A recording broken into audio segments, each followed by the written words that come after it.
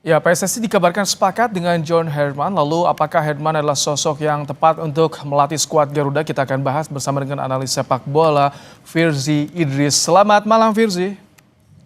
Malam, Abaim. Baik. Selamat malam semua. Bung Firzi, ini sebetulnya yang menggelitik saya. Ini presentasinya sampai 100% kepastian Herman menangani timnas. Karena biasanya kalau Erick Thohir kan langsung menyampaikan di presscon, ada visualnya terlebih Ya. dahulu. Ini tiba-tiba langsung dari Exco.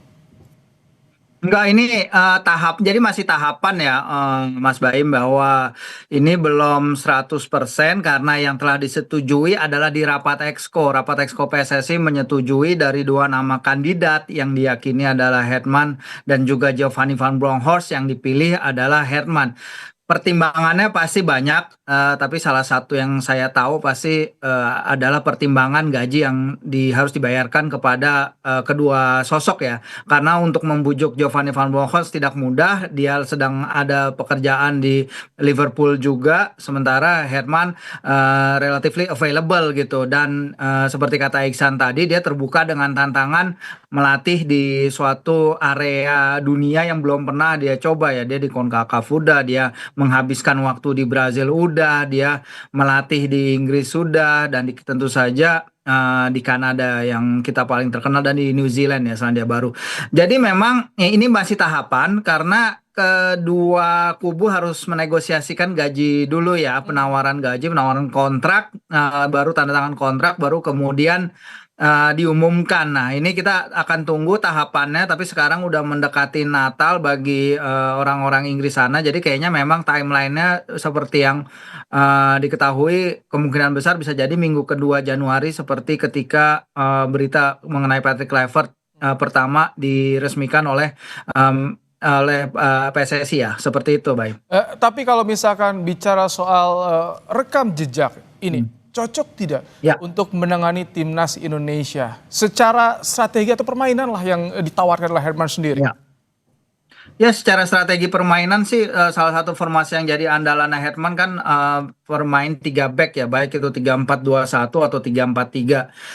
Dia lama menghabiskan waktu juga di Amerika Selatan untuk belajar metodologi Brazil ya, pelatihan asal Brazil, karena memang kalau kita tahu sepak bola Indonesia dan sepak bola Brazil cocok, makanya banyak pemain Brazil juga main di liga kita. Nah, dia juga sempat direktur akademi di Sunderland, dan dia adalah lecturer ya. Dia mengajar di Northumbria University di North East England, di Timur Laut Inggris. Suatu area ya, yang dia lahir di North East England juga, itu suatu area yang memang dipenuhi dengan kaum kelas pekerja ya. Jadi apa yang inginkan, apa yang Direktur Teknik PSSI inginkan dan juga PSSI inginkan adalah pelatih yang mengenal bagaimana karakter bermain, berjuang, agresif, dan tidak kenal menyerah di dalam lapangan. Dan ini kalau kita mengaplikasikan ke bagaimana si Herman dia tumbuh besar di County Durham, di dekat kota Newcastle, ini area yang sangat cocok sepak bolanya, yang penuh dengan passion, penuh dengan kegilaan para fans, yang penuh dengan suatu filosofi sepak bola di mana para pemain harus komitmen 100% di lapangan. Dan kalau itu yang Herman bisa datangkan, menurut saya akan ada banyak akan ada banyak fans sepak bola di sini yang akan langsung jatuh cinta dengan metodologi dan filosofi bermainnya. Oke, ini kan piawai ketika menangani timnas putih Selandia Baru dan juga Kanada, kemudian diuji Ya. langsung pegang timnas putra dan berhasil lolos ke Kanada. Piala Dunia. Artinya memang Ya. kalau soal strategi dan kemampuan meracik atau meramu pemain ini sangat teruji Herman ini.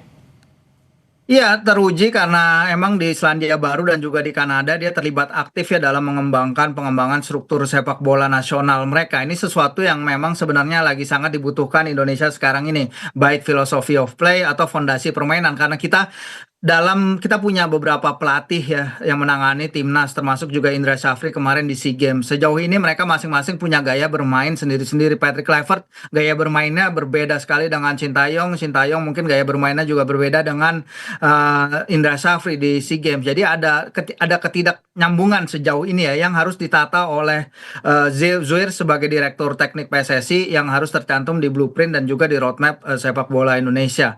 memang ini akan jadi tantangan besar sama dia. Tapi kalau dirinya dengan track record dia mengembangkan struktur sepak bola ya di Selandia Baru dan juga di Kanada, bisa dia bawa dan aplikasikan ke sepak bola Asia, itu akan jadi suatu yang sangat luar biasa dan memang suatu yang sangat diperlukan oleh timnas Indonesia kita sekarang ini dalam menatap target lolos ke Piala Dunia 2030 ya, Mbak Im ya. Tapi ada tapinya juga yang harus dia lewati di sini juga adalah perpolitikan ya di sepak bola Indonesia, dan mungkin itu suatu hal yang dia juga harus biasakan ya, karena mungkin di Kanada dan juga di Selandia Baru ekspektasi dan juga bagaimana permainan politiknya di level atas itu berbeda dengan di Indonesia sekarang, terutama sekali setelah kita gagal lolos ke Piala Dunia. Itu kayaknya ada faksi-faksi di PSSI yang mungkin sedikit berbeda pendapat satu sama lain, tapi yang pasti sebagai pelatih timnas dia harus punya pandangan satu, yaitu memberikan yang terbaik bagi timnas Indonesia seandainya dia dipilih dan bisa membawa kita ke Piala Dunia 2030.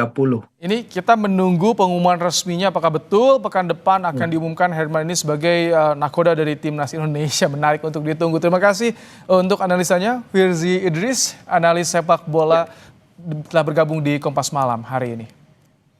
Sama-sama, selamat malam.